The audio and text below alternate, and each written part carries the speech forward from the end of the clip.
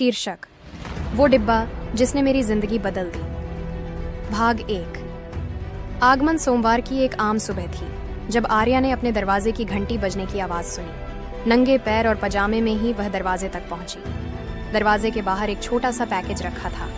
न कोई वापसी पता, न किसी भेजने वाले का नाम, केवल उसका नाम सुंदर और पुराने ढंग की लिखावट में लिखा हुआ। जिज्ञासा के कारण उसने पैकेज उठाया और अंदर ले आई।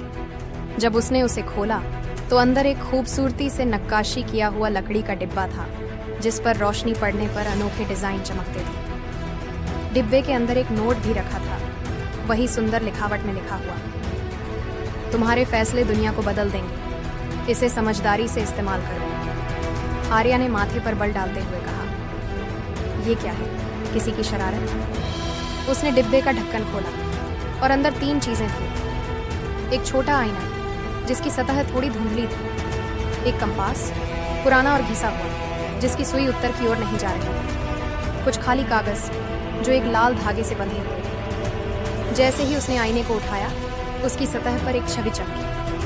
वह खुद एक चौराहे पर खड़ी थी, उलझन में। वह घबराकर आईना छोड़ देती है, छवि गायब हो जाती है। ये क्या हो रहा है? उसने फुसफुसाते हुए कहा। उसका दिल तेजी से धड़कने लगा। इसके बाद उसने कंपास उठाया।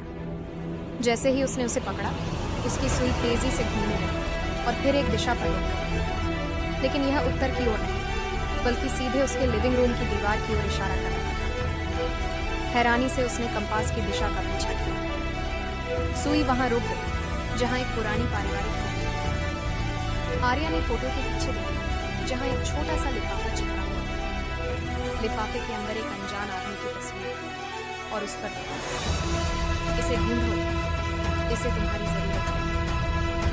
आर्या की रीढ़